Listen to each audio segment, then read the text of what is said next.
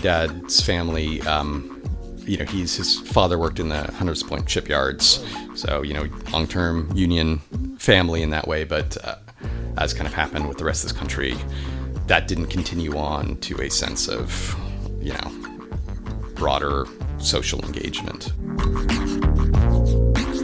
That was musician and activist Patrick O'Malley. I'm Jeff, and this is Storied San Francisco.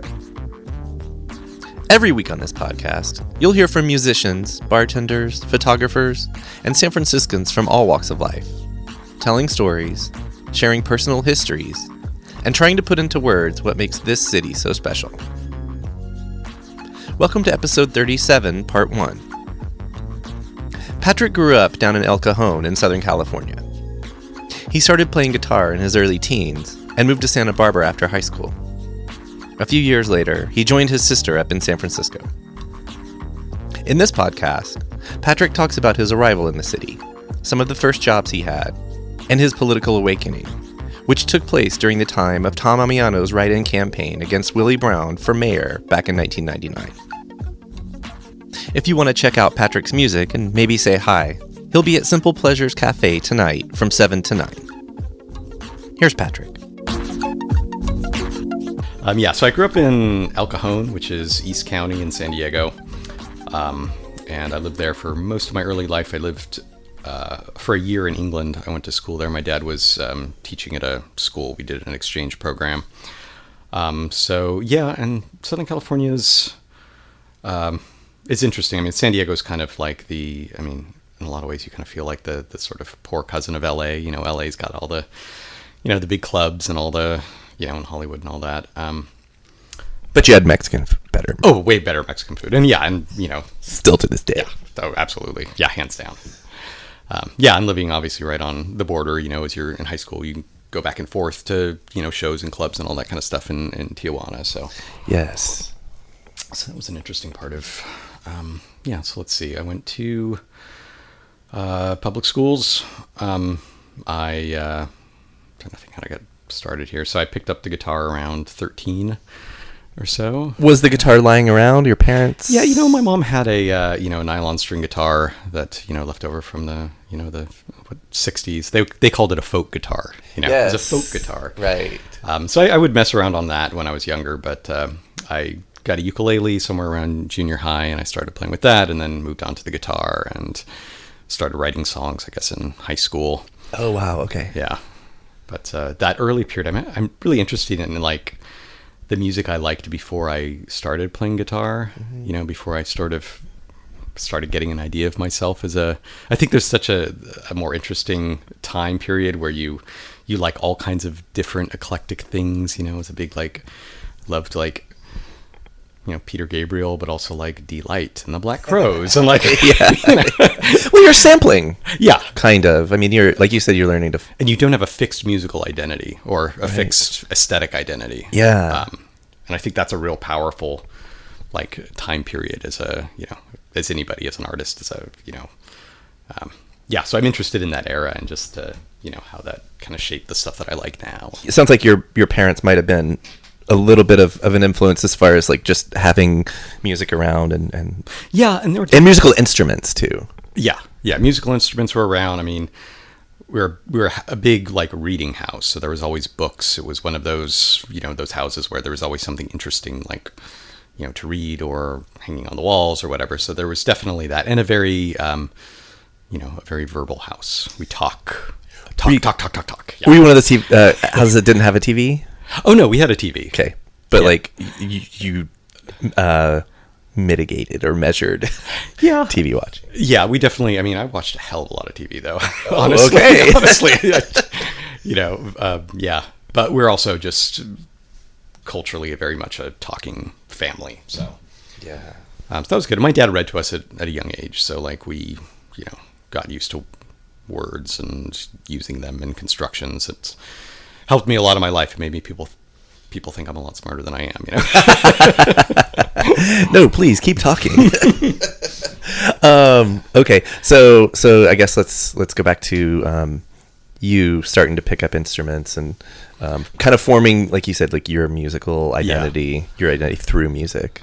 So I liked a lot of I liked a diverse amount of things. I also really got into kind of old American music. So my dad had a box of 78s from my grandfather, and like San Diego at that time, there was a lot of, the kind of early country stuff before, I guess, pre-Hank Williams, when country was still kind of this weird mix of like, it's like a big band, but with violins, so fiddles, right? So there's a lot of that stuff and a lot of like, the calypso craze, things from that. So I listened to a lot of that. And I started writing my own songs, many of which are just terrible.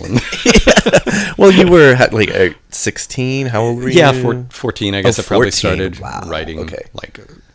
And I mean, that said, like for a 14-year-old, there are some interesting moments. I mean, it's not all derivative, but I remember I'm getting really into, Camper Van Beethoven and Robin Hitchcock and Billy Bragg, these sort of formative. And then when I started playing open mic nights in high school, and somebody would come up to me and it's like, oh, you must be a Robin Hitchcock fan. And, my 16-year-old mind, I'm like, where did you get that from? I don't know, because you're like in San Diego and speaking with an English accent, maybe. Wow. So was it only open mic nights that you were doing, or were you gigging yet? I wasn't gigging. I was just doing open mic nights and trying to form a band with my friends. And that's what I was going to ask. Yeah. Were you solo or were you playing with others? Mostly trying to form a band. Like that was, like that sort of teenage dream, like everything. Oh, if I only had a band, if I only could get some, So how did you go? Was it just word of mouth? Is this before Craigslist or? Yeah, it's all before Craigslist and just, friends. And you do the typical kind of thing that you did with, rock back then. It's like you get a group of friends, give them an instrument. Yeah, play this. Yeah. Play this instrument and play this. Right. Yeah, song. Exactly. Yeah. And we'll figure it out from there. So. Yeah, but that's very singer-songwriter-y. Yeah. Right? That's, it's... Yeah. It's your band. You just need folks to play the different... Or you could go one-man band. Right. Direction. Yeah, but you're right, though. It was definitely more of a singer-songwriter route. That was what I was interested in, that, that perfect mix in my mind of, like, melodies and words, that I found so transcendent. And you said some of those early songs, you're like, there's a lot of terrible. What were you singing about?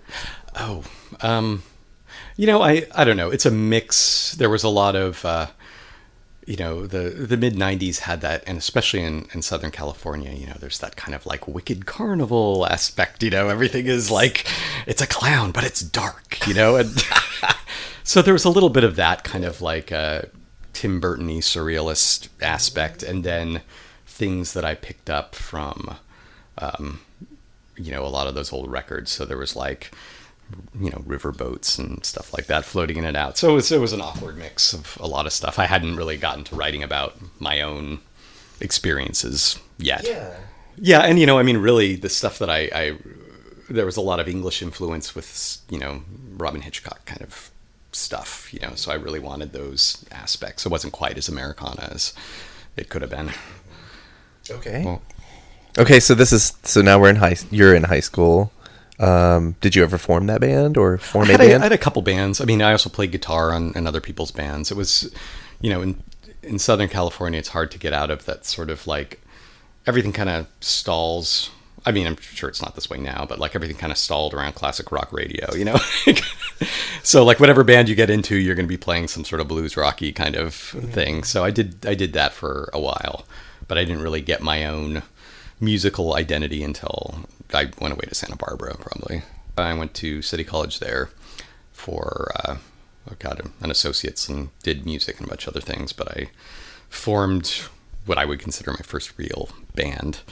What drew you to Santa Barbara?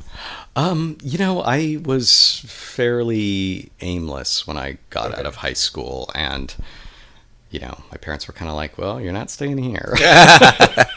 Aim elsewhere. Yeah. So kind of looked at a bunch of different options, and then, Santa Barbara seemed like one of the better ones, and I just kind of did a restart, which was like the best thing for me. And, so yeah, that was good. I met like a bunch of people who had similar taste and, introduced me to all kinds of other music, like I kind of got plugged into more of what was happening currently with indie rock and that kind of stuff. So When would that have been? 95-ish. Okay. Yeah, 95, 96. Can you name some artists that you're talking about? Yeah, so like, I mean, there was so much going on in the mid to late 90s. You know, there was like, you know, Pavement and like, you know, like all that, you know, Chibo Mato and, I don't know, there were so many. It's like all the K Records stuff, you know, and Built to Spill and all that, like, so, you know, in Santa Barbara, it's the first time me hearing a lot of this other stuff. I'm just going to throw out a couple of names that remind me of the mid to late 90s. Elliott Smith, Sebadoh, that whole absolutely. scene. Yeah. And I was a huge Dinosaur Jr. fan in high school, but Dinosaur Jr. like really tapped into a lot of stuff that I was already into. You know, it's very songwriterly. It's like, you know, I mean, I love the guitar, but yeah, definitely when I went to Santa Barbara and stuff like Sebadoh, more of the lo-fi stuff that, yeah. The fuzzy bass. Oh, totally. Yeah. Yeah. And then, yeah, for me at least, Elliott Smith is just synonymous with. He was huge. Yeah. And really kind of changed the way people looked at acoustic guitar. Would you say an influence on your at the time, or not on me? I mean, in a way, it's like his stuff was almost a little more sophisticated than I was writing at the time, or you know, I mean, I very much in a chords and voice kind of way, but he really broke that open and used tons of different, you know, harmonies and voicings and stuff that were just beyond what people were doing. were you going to more shows in Santa Barbara than you did at home? Or? Yeah, absolutely. And it was a real culture of, you know, house parties and, you know, shows at co-ops and that kind of stuff. So there was a real scene around that time. Not that I was, you know, I know there's like a hardcore scene there and there's a lot of, I knew a lot of those people, but I was not making that kind of music or really that connected to that kind of stuff. But definitely going to a lot of shows. It was great hearing. I remember this one band we went and I heard them do Kraftwerk's The Model, and like I'd never heard that done like as a band, and yeah, it just kind of blew my mind. It was and there were a lot of moments like that. I mean, that's the thing about being that age too, is like you have you know, some amazing thing that comes your way every like week, you know, like you're never gonna get to listen to the first Velvet Underground album again in your life, you know, and you're probably listen to it at that age, and getting into Bowie, obviously. So much stuff. Leonard Cohen, the first time I heard Leonard Cohen was in Santa Barbara. So a lot of having your mind kind of consistently blown. Oh, totally. Or there's a lot of different ways you could say, like, eyes opened, or discovering these new things that now you know have stuck with you your life. Yeah, totally. And being around, you know, friends who worked at record stores. You know, there's a whole record store culture, and like I'd go to, you know, my friend Adam or Josh's house and like borrow. All right, I'm going to borrow these 20.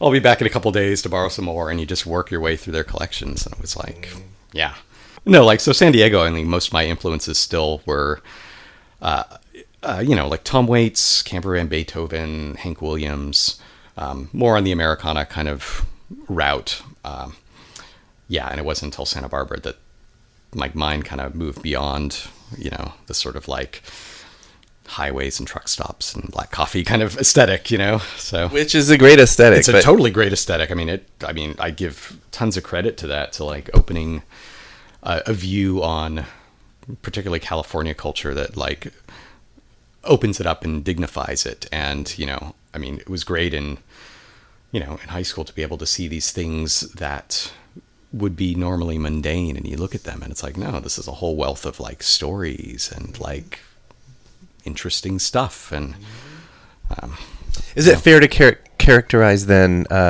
once you're in Santa Barbara, that your eyes were open to kind of a broader world of music? Yeah, I think that's absolutely right.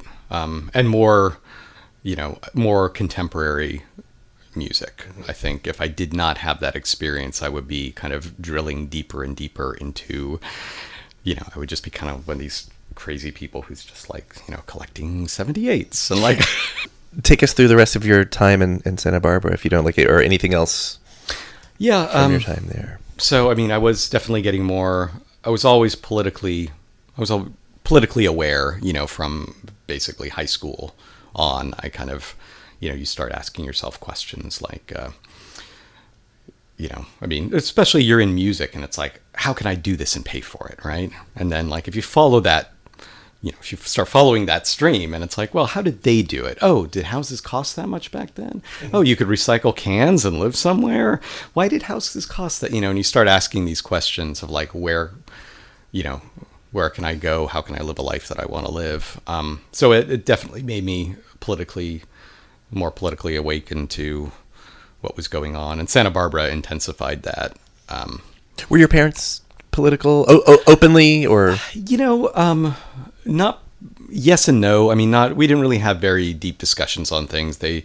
My dad's family, his father worked in the Hunters Point shipyards. So, long-term Union family in that way. But as kind of happened with the rest of this country, that didn't continue on to a sense of, broader social engagement. This all goes back to you starting to develop your political outlook, or say like a worldview kind of thing. Then you think that that really took off for you in El Cajon or in Santa Barbara? It was there in El Cajon, but it came there through Woody Guthrie and reading about him and that kind of. I think politically it was very much ideas for me, and it wasn't really grounded in a practical.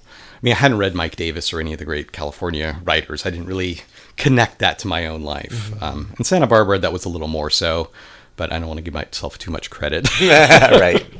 It's been an ongoing, growing process. And in Santa Barbara was mainly I started writing political songs. I played various shows that kind of talked about these things, and I read a lot, but I wasn't really plugged in or engaged in that way. I didn't really find my outlet as much. That came a lot later. Okay. So I guess it was probably 98 I moved up to San Francisco. Okay, so you were in Santa Barbara about 3 years? Yeah, about 3 years. 3 years? Yeah. Okay. From your life, from that point, going back at any time, what were your impressions of San Francisco? Had you visited? Yeah. So you said your grandfather... Yeah, my dad was born here. My grandfather worked... and my grandfather and my grandmother both... worked and lived in San Francisco. My great-grandmother owned a house on Diamond Street many years ago. And so my father is Irish and Lithuanian, and my mom's Puerto Rican and Spanish. And San Francisco at the time had like a huge, my grandmother rather, had a huge Lithuanian community in like South San Francisco. And they had their own newspaper and like Lithuanian schools and all this kind of stuff. So South San Francisco, the city, or South? The city. South San Francisco, the city. Okay, not the southern part of San Francisco. Yeah. Got it. So she and my grandfather, I'm not sure if they met here or I'm pretty sure they met here, but they were here during the, Harry Bridges and the waterfront strike. But so my dad was born here. The first time I came to San Francisco was when I was 16, and my sister and I and my sister's friend did a road trip, and it was one of those things like, we're just going to drive all night, and then of course, like, thank God nothing happened, but like my sister fell asleep at the wheel. So I was asleep like in the back, and I just remember us skidding to, a stop and, so and I don't know if this was conscious or not, but we did go we came in through San Francisco through the north so we could see the Golden Gate Bridge. So we must have gone up, I guess 5 or whatever and done it that way. But it was the great way to, to see the city for the first time. So was it her first time? I think she had been here before. Yeah, so she's like, all right, kid, brother, I'll show you. Yeah, I'm not sure. I think she had. But it was perfect, just going through you go through the Friendly Tunnel. I guess it's the Robin Williams yeah. now. But and just seeing, I remember the clouds, and I remember the bridge, and just like, wow, the city just opens up. And so her friend was living in the Tenderloin, so we stayed with her. She was renting a space with this couple that was there, and the city would just seem magical. I loved like everything about it. So that formed a big part of your impression before deciding to move here. Absolutely. At the time, though, what were you thinking? Like, so now we have on audio kind of this, I let's say like a transformation, but the part of your growing that happened in Santa Barbara, and you're now a young adult, maybe late teens, 20, 21. Late, yeah. Yeah, I think I moved here at 19 or 20. Oh, okay. Those, yeah. Yeah, so you're like a young adult. Yeah. Besides that literal physical impression that you had from visiting here, what was it that made you say, I'm going to pack up and I'm going to live there? So both my sisters were living here at the time. So I had gone up and visited them when I was in Santa Barbara. And I loved that San Francisco seemed like a place where you could live an adult life, like be a part of a community. And, in Southern California and even Santa Barbara, which is definitely different, but it seemed to me that there was always this, like, how do you get there from here sense of things. Like nothing seemed like you couldn't live an adult life. I'm trying to think of a better way to put it. Like everything was so segregated and everything was so like, in Santa Barbara, it's like, well, the college kids live here and these people live here and these, and San Francisco seemed like a place where you could actually be a part of something. Like here, it's all integrated and there might be a college campus, but it's not like a college town. Yeah, exactly. Yeah. And when I did move here, and I did go to state, the difference between like, Santa Barbara College and San Francisco, is night and day. Like, yeah. I mean, San Francisco State's like, it's a school with like a radical history and it's like a big, commuter school in a lot of ways. People live in the city and not on campus. And, and I like that aspect of it too. So your sisters were living here, and did you go to state right away when you moved here, or? I planned to. When I moved here, I took one class, a singing class or something like that, and then I decided that it was best for me to just take a year and kind of figure things out, because I was still in my mind, you spend a lot of time like, how am I going to make the music happen? How am I going to, as if it's this magic thing out there that like, right. If you just figure out the password. Right. Yeah. Yeah. So there was still like, my thinking was still along those lines. So I took time off school. I worked at a catalog company called Calyx and Corolla, which was in the offices on Berry Street, 185 Berry Street. And this is 99 or 2000. Oh. And the Embarcadero. That's near the ballpark. Yeah. Right when they were building that. Yeah, way before it was there. So there was like South of Market at that point was like tons of empty lots. The Embarcadero Freeway was still like bits of it were hanging off. So it was kind of this like post-apocalyptic kind of environment. And I would go there. I was living in the Inner Sunset at the time, and I had the morning shift at like 5 o'clock. So the N wasn't running, so I would take the N Owl.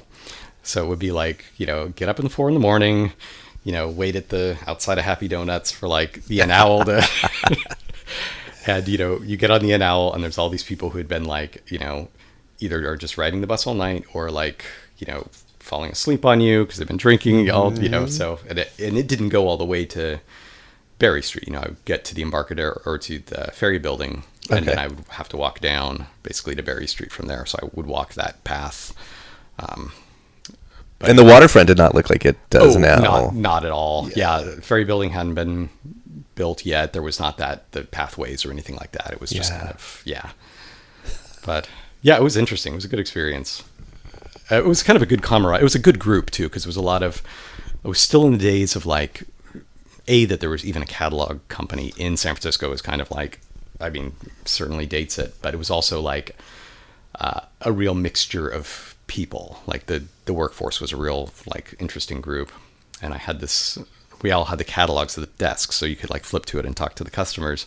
And I had taken the like the face of the founder, which was on each catalog, and using like, scissors and collages, I had made like each of the catalog with all these like, her with bee wings or her with like, and so I had that catalog like at my desk, and the investors and, other people were walking by, and they had picked up my book, to show them as an example. Yeah. And Jack, the guy who worked next to me, he's like, you got really lucky because they managed to flip to like the one in the back rather than the one that I did all the art on. Oh my God. So you said you worked there about a year. What other this is your first year in San Francisco, right? So what other kind of things were you doing? Were you going to shows or? I was going to shows. So venues you might want to throw. Bottom of the Hill, which was a huge one for me. Cover Wagon Saloon, which, became Annie's Social Club, I think, and then something else. I'm not sure if it's still around. Club Deluxe. That was actually a little later, but I used to play there a lot. Were you playing in San Francisco already in that first year? Yeah, the first year was more just writing songs. I didn't really know many people here, and plus, with like getting up at 4 a.m, I was pretty exhausted by the time I came back. So yeah. But yeah, I did some other jobs after that. I worked at a storage garage on Bryant Street, which was fun. It was interesting too, just in that I really kind of woke up to the homeless problem, which was bad then. Mm-hmm. But, a lot of people who had moved all their stuff there, and that was, kind of a quasi shelter, in some ways, so I would see people every day as they're checking in on their stuff, and, had some good conversations with folks, and that kind of woke me up to a lot of, stuff that was eventually to get much worse in the city. You must have been here for the 99 mayoral election then. I was, and that was, at that point I was really trying to figure out my way in, and the Green Party was kind of really getting hot within the city at that point, and I went to a number of events that Richard De Leon, who taught at SF State, and Matt Gonzalez, of course, and various other people, but it was really exciting with the Ammiano write-in, and that woke me up to city politics, especially when you consider, at that time, that was the first time we really got district elections back. Thanks to Ammiano. Yeah. That after, the assassinations, in the 70s, that downtown basically took back power, and that we didn't really have it until 2000. So, and, the district, such a sense of who you are in San Francisco belongs is, part of that district thing. It's hard for me to imagine a city without districts. Right. And I think it's come up on the podcast before and just in conversations, but it starts definitely with neighborhoods. Yeah. You start with neighborhoods and then districts, and then totally. Yeah.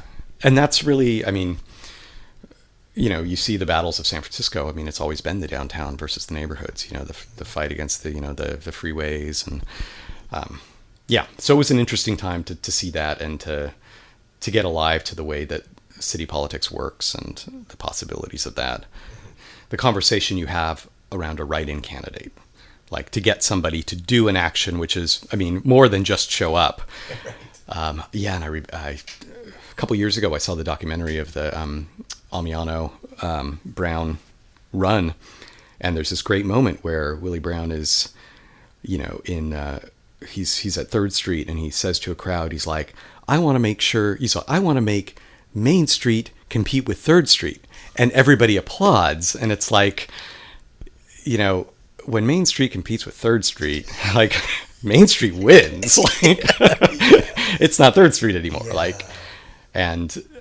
Yeah. Understanding cities in that way, that, Brown's a typical kind of neoliberal model. He says in his autobiography, that he wants to, mayors are remembered for what they build, and I intend to build on every inch of the city, or something like that. I forget the exact quote. But, that idea that was locked in a lot of people's heads, that cities are this thing that don't have to do with the people in the city. Cities are a thing that have to do with jobs, generic jobs, or generic growth, or generic wealth. And, he kind of typified that. And we're seeing one of the things that makes me feel gives me some hope is you see what, Long Island City rejecting Amazon. You see Chicago rejecting everything Rahm Emanuel stood for. And you see San Francisco starting to push back, with the Twitter tax break, people evaluating, did this actually do anything good for the city? And that the neoliberal model of the city is starting to break down. And Prop C. Jumping courts, 20 years ahead of where we were, but yeah. Absolutely. And my hope is that, and I'll do everything in my power for this, but to get cities to start thinking in terms, not in terms of that they need to attract new people or new jobs, but that we need to support and strengthen the communities, small businesses, the people that we have. It's unfair that, Twitter's given a tax break, and then the costs that are put on neighborhood restaurants increase. That's not the way we should be handling things. That was Patrick O'Malley. Check back Thursday when Patrick will talk more about politics and music in San Francisco. Music for the podcast is by Otis McDonald. Film photography is by Michelle Kilfeather. All 85 episodes are up on our website, storiedsf.com. You can also help support this project there by going to our store page and checking out the different pledge levels. Follow us on Facebook, Twitter, and Instagram to stay up to date on all the other stuff we do.